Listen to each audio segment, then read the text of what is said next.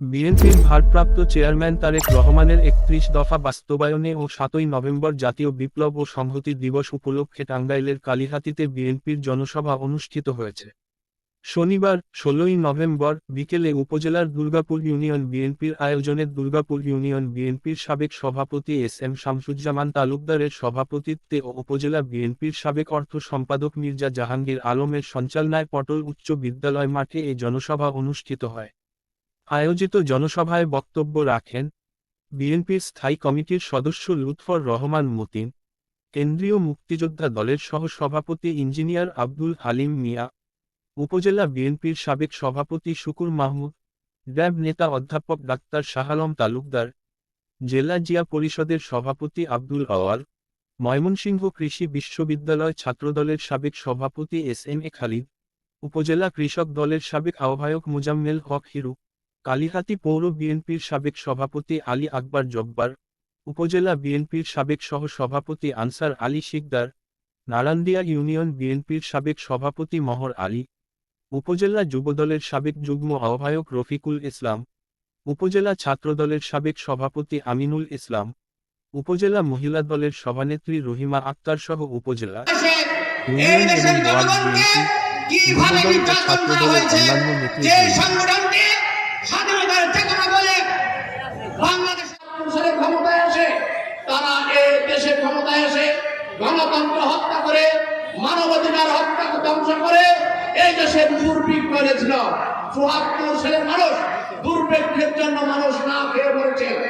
আজকে আপনাদেরকে বলতে চাই যে এই দেশে ১৭টি বছর যখন গুম হত্যা নির্যাতন মামলা হামলা এবং এই নেতৃবৃন্দদেরকে এই জেলে পাঠিয়ে এই দেশকে একটি নরকে পরিণত করেছিল, ঠিক সেই সময়ে এই জুলাই আগস্টের যে বিদ্রোহ, আমাদের হৃদয়ের টুকরা ছাত্র সমাজ এবং জনতা মিলে এই দেশের দুর্বার থেকে উত্তাল আন্দোলন করে এই ১৬০০ ছাত্র জনতার রক্তের বিনিময়ে আমাদের এই নতুন বাংলাদেশ স্বাধীন হয়েছে। সব দেশের মানুষ লোক পায় সোনার খনি, আমি বেশি চোরের খনি। এটা কে বলেছেন? আপনাদের নেতা, আপনারা যাদেরকে জাতিপিতা বলেন, সেই জাতিপিতা উনি বলেছেন আপনারা চোরের খনি পেয়েছেন।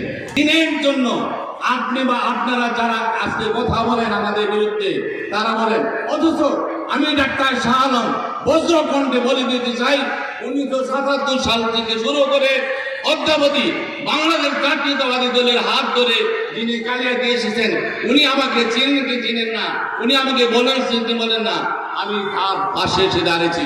উনি জানেনও না আমি ডাক্তার শাহ আলম তার জন্য কি করেছি।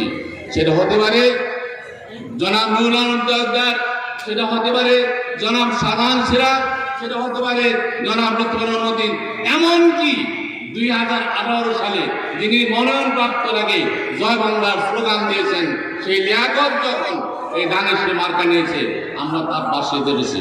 অর্থাৎ আমরা স্পষ্টভাবে বলে দিতে চাই, বাংলাদেশের জাতীয়তা দলের ধারক বাহক আমার সামনে যারা উপস্থিত আছেন, মঞ্চে যারা উপবিষ্ট আছেন, তারা সবাই শহীদ জিয়ার, বেগম খালেদা জিয়ার, জনাব তারেক রহমানের জিহাদি সৈনিক, শুধু সৈনিক না, জিহাদি। ৭ই নভেম্বর শহীদ রাষ্ট্রপতি জিয়াউর রহমানকে মুক্ত করবে। অবশ্য জাতীয় সমাজতান্ত্রিক দলের উদ্দেশ্য ছিল ভিন্ন। তাদের উদ্দেশ্য হল তারা শহীদ রাষ্ট্রপতি জিয়াউর রহমানকে মুক্ত করে কেন্দ্রীয় শহীদ মিনারে নিয়ে যাবে, ওনাকে দিয়ে জাতীয় উদ্দেশ্য।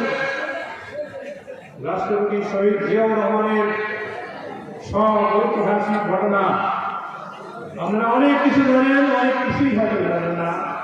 আমি কিছু নারীদেরকে বলেছি, তারপর যে কথা বলি।